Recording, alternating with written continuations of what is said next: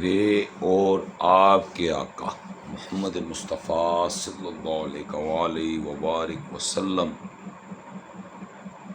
کی زندگی ہمارے لیے بہترین نمونہ ہے، اور جو بات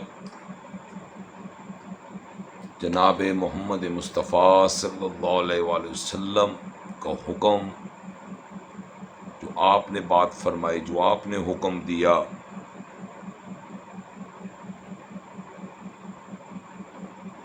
جو بات حکم ہوئی اس کو اپنانا ہے، اور جس کا حکم ہے کہ اس کو چھوڑ دو اس کو چھوڑنا ہے۔ تو نبی صلی اللہ علیہ وآلہ وسلم کا حکم ہے کہ تفرقے میں نہ پڑو، فرقہ فرقہ نہ ہو۔ امام شافعی،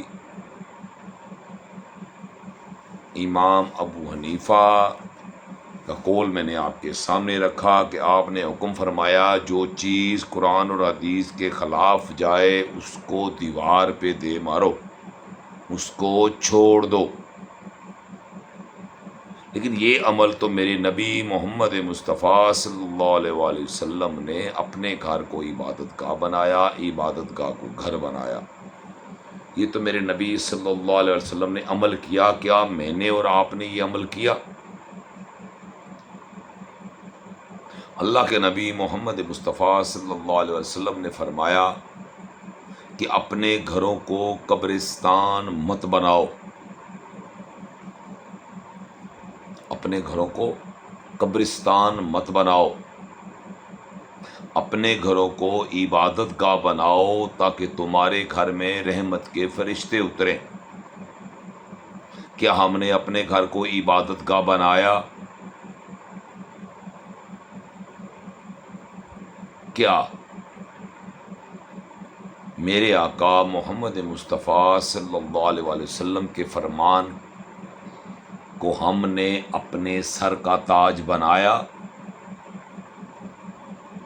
اگر بنایا تو ماشاءاللہ، اللہ آپ کو جزائے خیر عطا فرمائے، اللہ آپ کے لیے آسانیاں پیدا فرمائے۔ لیکن اگر نہیں بنایا تو پھر ہمارا ٹھکانہ کیا ہے؟ تفریق سے منع کیا، فرقے پرستی سے منع کیا، 73 کا 73 کو جہنم کا ٹھکانہ بتایا، صحابہ اور آقا کی زندگی پہ فرمان مصطفیٰ جو میرے اور میرے صحابہ کے نقش قدم پر چلنے والا اس کا ٹھکانہ جنت ہے۔ کیا ہم ان کے نقش قدم پر چلے؟ کیا میرے آقا دو جہاں تمام صحابہ اکرام کو ایک جگہ اکٹھا کر کے نہیں گئے؟ آقا نے صحابہ کو جوڑا، ہم نے صحابہ کو توڑ دیا۔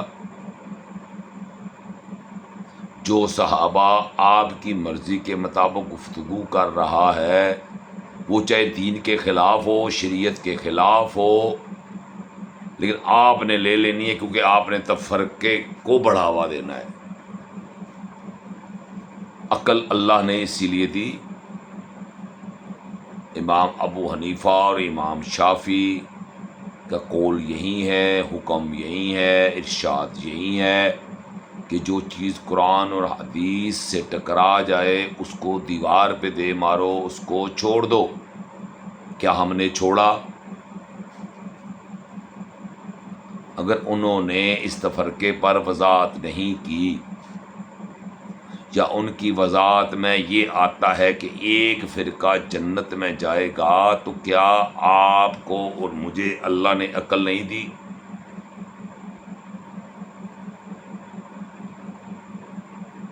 کیا اللہ کا دعویٰ جھوٹا ہے؟ کیا اللہ کا قرآن جھوٹ بولتا ہے؟ اللہ تو قرآن مجید میں فرما رہا ہے کہ میں نے انسان کو عقل سلیم سے نوازا۔ اس کی بہترین مثال میں آپ کو آج دے دیتا ہوں، آپ دیکھ لیں۔ آج ہمارے مسلم جہاں تک بھی ہیں، مسلمان جن کو ہم جو کہلواتے ہیں اور جو مسلمان ہیں،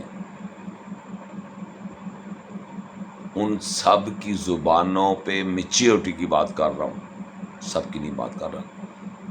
میچیورٹی جس طرف چلی جاتی ہے، پھر دوسروں کی وہ جو حمیت جو کی جو وقت ہوتی ہے وہ کم ہو جاتی ہے، اور حق بھی اور رسول بھی یہی ہے کہ میچیورٹی کو مانو. یہ میں اہل سنت کی بات کر رہا ہوں.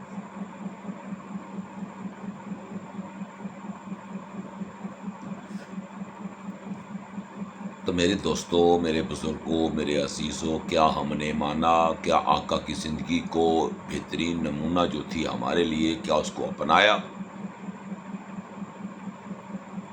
آقا نے فرمایا اپنے گھروں کو عبادت گاہ بناؤ. کیا بنایا؟ چلے میں اس پہ آپ کی دو چیزیں آپ کے ساتھ ڈسکس کرنا چاہتا ہوں. مجھے بتائیں، آپ مدینہ منورہ جاتے ہیں، آپ بیت اللہ کعبہ شریف میں جاتے ہیں،